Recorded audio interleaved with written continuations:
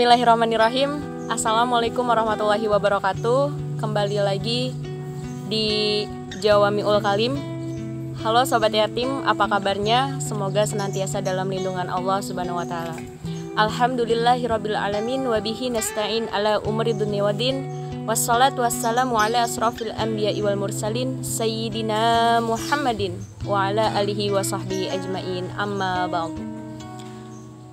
Selain kita bersyukur kepada Allah pada hari ini, marilah kita ucapkan sebanyak-banyaknya Alhamdulillahirabbil alamin, karena berkat rahmat, taufik dan hidayahnya kita masih diberikan kesehatan sehingga kita bisa beraktivitas sebagaimana mestinya. Selain bersyukur juga, kita hanturkan salam juga kepada junjungan Nabi besar kita yakni Nabi Muhammad SAW, yang mana karena lahirnya beliaulah terciptanya kita di alam semesta ini, terciptanya alam semesta ini beserta isinya, dan karena beliau jugalah yang telah membawa kita dari zaman kegelapan sehingga sampai ke zaman yang terang benderang seperti saat ini. Alhamdulillah, sebentar lagi kita akan memasuki bulan yang amat mulia menurut Allah. Ada 4 bulan yang dimuliakan, atau bisa kita bilang sebagai bulan yang haram. Kenapa bulan yang haram? Haram itu bukan berarti tidak suci atau tidak dibolehkan. Justru haram itu artinya suci. Kalau haram itu tidak suci dan tidak dibolehkan, berarti kita tidak boleh ke tanah suci. Karena kalau katanya kalau tanah suci Mekah itu adalah tanah haram gitu kan. Tapi ini ada 4 bulan haram, yaitu bulan yang disucikan. 3-nya ini berurutan dan satunya lagi tengah-tengah. Tengah-tengah. Jadi yang 3 ini adalah Zulqa'dah, Zulhijjah, dan Muharram, serta yang satunya lagi yaitu bulan Rajab. Nah, yang akan kita sambut nanti adalah bulan Muharram. Makanya dari Zulqa'dah, Zulhijjah, dan Muharram ini adalah bulan-bulan istimewa, di mana kita ini harus saling banyak-banyak berbagi, bersedekah, beribadah dengan semestinya, membaca Al-Quran dan lain-lainnya, melakukan kebaikan yang biasanya tidak kita lakukan gitu.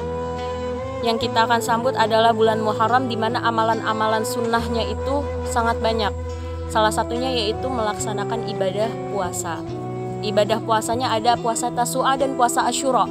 Puasa Tasu'a itu diambil dari kata tis'ah, dalam arti 9 Muharram yang nanti akan kita laksanakan. Dan Asyura diambil dari kata asyaratun, 10, yaitu tanggal 10 di bulan Muharram. 9-10 Muharram ini kita dianjurkan untuk berpuasa, karena katanya pahalanya menghapus dosa 1 tahun, menghapus dosa 1 tahun. Berbeda dengan bulan Arafah. Kalau bulan Arafah yang kemarin itu ada di bulan Dzulhijjah, itu puasa di bulan Arafah itu ibadahnya itu pahalanya 1 tahun sekarang dan 1 tahun yang akan datang. Tapi Asyura ini nggak kalah istimewanya dengan puasa di bulan Arafah. Kenapa harus 9 sama 10 Muharram? Jadi singkat cerita, waktu itu ada sahabat yang nanya kepada Nabi Muhammad SAW, ini kok orang-orang Yahudi pada melaksanakan puasa apa gitu. Akhirnya kata Rasulullah, coba sahabat ini cari tahu mereka semua ini orang-orang Yahudi sedang melaksanakan ibadah puasa apa. Akhirnya dicari tahu, tepatnya pada saat itu selesai sholat duha.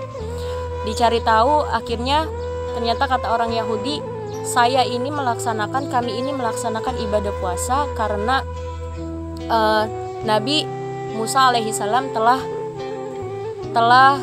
selamat dari kejahatannya Fir'aun. Akhirnya datanglah sahabat kepada Rasulullah SAW.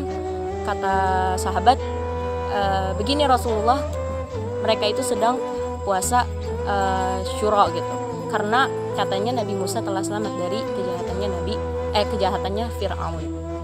Setelah itu kata Rasulullah, orang-orang yang Yahudi itu puasanya hanya di 10 Muharram.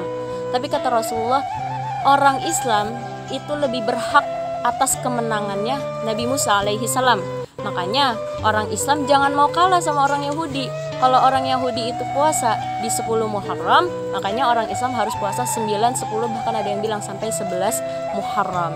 Itulah dia salah satu hal sunnah yang dilakukan pada bulan Muharram. Selain itu juga kita harus perbanyak bersedekah kepada siapapun. Bersedekah tidak harus hanya menunggu uang banyak, enggak gitu. Kita juga harus beribadah, sholat 5 waktu. Kita mengerjakan yang wajib, maka pahala-pahala yang sunnah itu juga akan dapat. Apalagi terlebih untuk para wanita, untuk para ibu yang ada di sana, yang ketika bulan Ramadan atau bulan-bulan sebelumnya mempunyai hutang dalam berpuasa, maka di bulan ini adalah saatnya untuk mengqadha puasa. Karena apabila niatnya untuk mengqadha puasa, pahala puasa qadanya dapat, otomatis pahala puasa sunnahnya juga dapat. Sebab apa? Karena melakukan kebaikan di bulan Muharram ini pasti Allah akan lipat gandakan kebaikan tersebut. Mari saya mengajak untuk sahabat-sahabat yatim semuanya, jangan enggan untuk melaksanakan atau melakukan kebaikan, karena bulan ini adalah bulan yang istimewa menurut Allah Subhanahu wa Ta'ala, dan ini adalah saat-saatnya kita menyebar kebaikan. Mungkin itu saja dari saya. Sesungguhnya saya ini hanyalah manusia biasa, dan nasihat ini atau ilmu ini kembali lagi kepada saya. Kurang lebihnya mohon maaf. Wabillahi taufiq wal hidayah. Wassalamualaikum warahmatullahi wabarakatuh.